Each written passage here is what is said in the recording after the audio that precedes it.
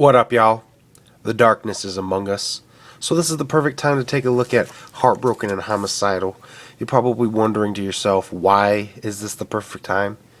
Because we need the darkness to fully do this review. But we'll get to that later. So let's go ahead and jump right into this. This came out in 2010. I was late picking it up. I had just moving back from Georgia. I was living with my brother. Didn't have any money, so I was forced to download this. However, I did go on and see the different videos, the unboxings from different people, and I was definitely excited as fuck to get this because I'd seen everything they'd done with this. Anyway, here's the front. As you can see, it comes with a pencil. That's fucking awesome. I left mine in there. I didn't feel the need to take it out. I felt like it was perfect where it was. So there's the front, and there's the back. This is the track listings. Tracks are Spiderwebs, What I'm Feeling, Apple, Circles, PSA, It Don't Matter, I'm Stuck, Hurt Enough, Please, which is a skit, Cyanide, Set by Example, What You Really Want, Keys to My Mind, and all the rest. And there's actually an additional track here after Spiderwebs. I think it's called I'm Just Saying, something like that. But it's more or less an intro to What I'm Feeling. Favorite tracks on here would definitely be Spiderwebs, Apple, PSA, I'm Stuck, and Keys to My Mind are definitely within my top, what was that, 5 that I just named off? Definitely within my top 5. So this album, following up Wicked, wasn't as good as Wicked, so it was a little bit of a letdown. But it was one of those albums that the more you listen to it, the more you liked it. So this is definitely one that I like. A lot of people didn't like it, especially the title. They felt like it was too emo, but I ain't that kind of a picky-ass person. If I hear music that I like and I like it, whatever, you know what I'm saying? But this album kind of tells a little bit of a tale of the spider and the fly, the relationship between the two, and the fly getting back at the spider, you know, heartbroken and homicidal. Let's go ahead and take a look on the inside. You got a swarm of flies turning on the spider. There's the CD art. And there's what's behind it, just a negative photo of a close-up of a fly. Now, when you go ahead and take a look into the book, there's like nothing to it at all. You know, pictures here, picture there, fucking pictures there, picture here. You know, there's like nothing to it. I could imagine picking this thing up when it first came out, you know, being like, what the fuck? But the thing about it is, when you get to closer looking, you can kind of see words. I can't see words, but, you know, you can see words in there. Right there you can kind of see it. But like I said, I had already watched videos on this and everything, and I'd seen online where somebody said something about a blacklight. I'd also seen where other people took this out and scribbled to make out the words. You know, I didn't want to sabotage my book, so I went with the blacklight. Lo and behold, there is some shit on here.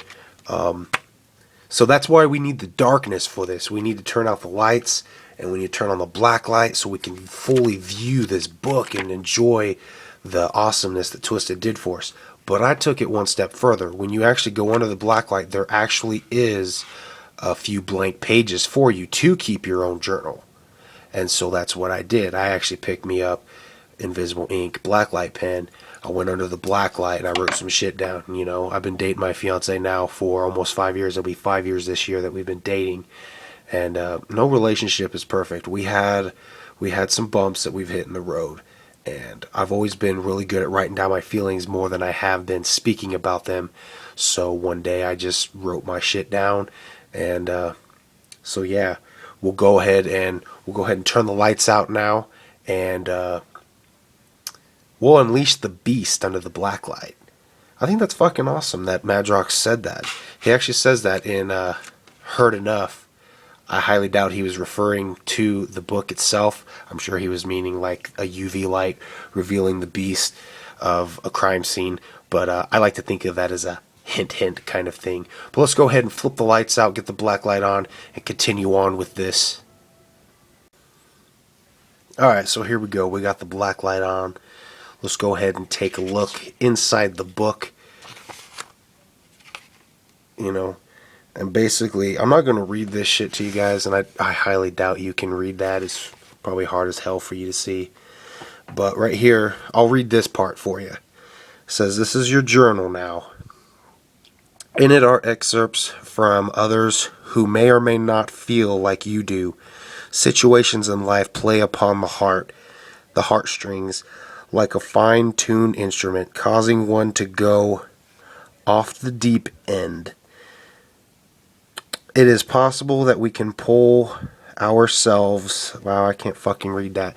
But you get the gist, you know what I'm saying? So when I read that and it was talking about that, that's the reason I went through when I actually wrote my feelings down. And I'm not going to read my shit to you. You'll probably be able to see it. But, you know, that's my business. Whatever. I'm just showing this to you because it's the fucking review. But yeah, you just got like all kinds of, you know, jotting down of shit. Like, this guy's going on about the doctor says keeping a journal will help me deal with my anxiety and multiple personality. Is that what that fucking says? Yeah, I think so. Personality issues. I was over here. Fucking. But yeah. So you can see everything I showed you before, but now you can actually see the words and shit. It was pretty fucking fresh that they did this. You know what I'm saying? I thought it was awesome. But we can actually look through here now. I'm just going to skim through this. You know, and here's one that I actually put in. That was supposed to be a blank page.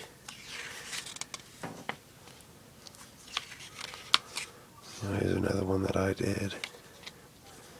A couple more that I did. Like the next several pages were blank.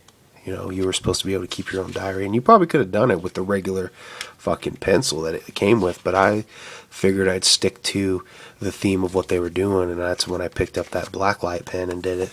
So then you get to the last page, and it's got your credits and everything, which, if I'm not mistaken, they had the credits somewhere else. No, they didn't. But yeah, here's the credits and shit. You know, it was all produced by Monoxide. And then the thank yous and everything's over here. So, yeah, that's it. Pretty fucking fresh. I thought that was really sweet of them to do that. I could only imagine what it would have been like when this album first came out and you got it and you open it up. You're like, what the fuck, dude? There's like nothing to the book. But it's pretty fucking fresh that they did that shit. One thing I wanted to talk about or show you guys before I go, just because it is Twiztid and we're on the topic of Twiztid with a new album coming out. If you remember the Independence Day review that I did, I was trying to show you all the glow in the dark, and you can see now because of the black light that it is glowing. So that's fucking fresh too. So there you go, guys. A little 2-in-1 thing. We got Heartbroken and Homicidal and Independence Day. I've already been emailed by Twiztid-Shop that my shit's on its way, so I'm waiting any day for it to come. I got something fresh planned for you guys, as well as the review.